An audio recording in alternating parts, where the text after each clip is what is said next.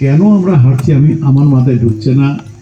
আমার যেটা মনে হচ্ছে, হয় আমরা মানুষকে বোঝাতে পারছি না, নয় আমরা বুঝতে চাইছি না। দুটোর কোনো একটা কিছু হবে। 2026-এর বিধানসভা নির্বাচনের দিনক্ষণ ঘোষণার আগেই সংগঠনকে আরও সুসংহত করতে বুথ স্তরে তৎপরতা বাড়িয়েছে তৃণমূল কংগ্রেস। সেই কর্মসূচির অংশ হিসেবেই নাটাবাড়ি বিধানসভা কেন্দ্রের বিভিন্ন এলাকায় কর্মী সমর্থকদের নিয়ে পরিদর্শনে দেখা গেল দলীয় নেতা রবীন্দ্রনাথ ঘোষকে। তার সঙ্গে উপস্থিত ছিলেন উত্তরবঙ্গ রাষ্ট্রীয় পরিবহন সংস্থার চেয়ারম্যান পার্থপ্রতিম রয় সহ ব্লক ও বুথ স্তরের একাধিক নেতা নেত্রী। দলীয় সূত্রের দাবি, এলাকায় রাস্তা নির্মাণ, পানীয় জলের ব্যবস্থা, নিকাশি সংস্কার সহ একাধিক উন্নয়নমূলক কাজ সম্পন্ন হয়েছে। এই প্রকল্পগুলি অগ্রগতি ও সুবিধা সাধারণ মানুষের কাছে তুলে ধরাই মূল উদ্দেশ্য। পাশাপাশি রাজ্য সরকারের বিভিন্ন সামাজিক ও জনকল্যাণমূলক প্রকল্প, বিশেষত মুখ্যমন্ত্রী মমতা ব্যানার্জির উদ্যোগে চালু হওয়া কর্মসূচিগুলি নিয়ে সচেতনতা বাড়ানো হচ্ছে বলে জানানো হয়েছে। কর্মসূচির অংশ হিসেবে বাড়ি বাড়ি গিয়ে বাসিন্দাদের সমস্যা শোনা, প্রয়োজনীয় নথি বা সুবিধা প্রাপ্তির ক্ষেত্রে সহায়তার আশ্বাস দেওয়া এবং বাকি থাকা কাজের অগ্রাধিকার নির্ধারণের কথাও জানিয়েছেন নেতারা। রাজনৈতিক বিশ্লেষকদের মতে নির্বাচনের আগে এই ধরনের বুথভিত্তিক সরাসরি যোগাযোগ কর্মসূচি সংগঠনকে চাঙ্গা করার পাশাপাশি ভোটারদের সঙ্গে সম্পর্ক আরও দৃঢ় করতে সহায়ক হতে পারে। উন্নয়ন পরিষেবা, মানুষের কি সমস্যা আছে সেগুলো জানার চেষ্টা করছি এবং যাতে আরও উন্নয়ন, আরও পরিষেবা পাওয়ার জন্য তৃণমূল কংগ্রেস পার্টিকে ভোট দিয়ে মমতা ব্যানার্জির হাতকে যাতে শক্ত করে এবং যাতে মমতা ব্যানার্জিকে চতুর্থবারের জন্য আবারও মুখ্যমন্ত্রী করার জন্য সাহায্য করে, সহযোগিতা করে, তার জন্য মানুষের সাথে কথা বললাম। মানুষের কী সমস্যা আছে সেই সমস্যাগুলো শোনার চেষ্টা করলাম এবং মমতা ব্যানার্জি যেভাবে পরিষেবা দিচ্ছে এই রাজ্যের মানুষকে ভালো রাখার জন্য, সুস্থ রাখার জন্য, চিকিৎসা থেকে শুরু করে পড়াশোনা বাচ্চাদের থেকে শুরু করে চলাচলের যোগাযোগ ব্যবস্থা, রাস্তাঘাট, পানীয় জল, বিনা পয়সায় রেশন থেকে শুরু করে বিভিন্ন রকম যেভাবে সহযোগিতা করছে, বেকার যুবকদের জন্য একটা প্রকল্প করে বিভিন্ন রকম কাজ বাজ, কৃষক, শ্রমিক সবার জন্য যেভাবে তিনি ভাবছেন বা মানুষকে, বাংলার মানুষকে ভালো রেখেছেন সেগুলি মানুষের কাছে তুলে ধরা এবং মানুষের বক্তব্যটা শোনা।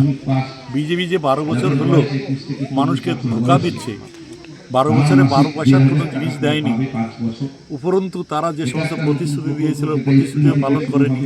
15 লক্ষ টাকা দেবে জিতলে প্রত্যেক অ্যাকাউন্টে, ঘরে ঘরে চাকরি দেবে, 2 কোটি বছরে চাকরি দেবে, দেয়নি। জিনিসের দাম বাড়ানোর কথা বলে 8 গুণ 10 গুণ পর্যন্ত জিনিসপত্র, নিত্য প্রয়োজনীয় জিনিসপত্র, ব্যবহার জিনিসপত্র দাম বাড়িয়ে দিয়েছে। জিএসটি বসিয়ে মানুষের ক্রয় ক্ষমতার বাইরে চলে গেছে। এখন মানুষের এই অবস্থা হয়ে গেছে। সুতরাং সেই ক্ষেত্রে মানুষের কাছে তুলে ধরার চেষ্টা করছি। ভোট এলেই বিজেপি শুধু ধর্মের সুশুরিকে মানুষের আলাদা করে তার ভোট দিয়ে নির্বাচনী বৈতরণী পার হয়ে যেতে চায়, কিন্তু দেখা যাচ্ছে যে নির্বাচনের পরে তাদের দেখা পাওয়া যায় না। একটা নিশ্চিত প্রামাণিক 19 সালে জিতেছিল, একদিনও আসে নেই, 1 টাকার কাজ করে নেই। মিহির গোস্বামী তিনিও বিজেপির প্রার্থী হিসেবে এখানে জিতে, নাটাবাড়িতে জিতে এমএলএ হয়েছে, কিন্তু 5 বছরের মধ্যে তিনি 1 মিনিটের জন্য আসেননি, 1 টাকার কাজও করেননি, মানুষের সুখ দুঃখের সাথীও হতে পারেননি। আমরা এটা বললাম। আর আমরা, আমাদের দল তৃণমূল কংগ্রেস এবং মমতা ব্যানার্জি এবং আমাদের গ্রামীণ কর্মী পঞ্চায়েত প্রধান, তারা শীত, বর্ষা, গ্রীষ্ম সারা বছর মানুষের পাশে থেকেছে, মানুষের উন্নয়ন করেছে, মানুষকে পরিষেবা দিয়েছে এবং মানুষের চাহিদা মেটানোর জন্য যথাযথ ব্যবস্থা করেছে। সুতরাং গেলে মানুষকে এটা আমরা বোঝাতে চাইলাম, মানুষ ভালো সাড়া দিচ্ছে। মানুষ দেরিতে হলেও বুঝে গেছে যে বিজেপি একটা ধাপ্পাবাজের দল। ওরা শুধু ভোটের সময় ভোট পাখি হয়ে আসে, ভোট চলে গেলে ওদের আর দেখা পাওয়া যায়।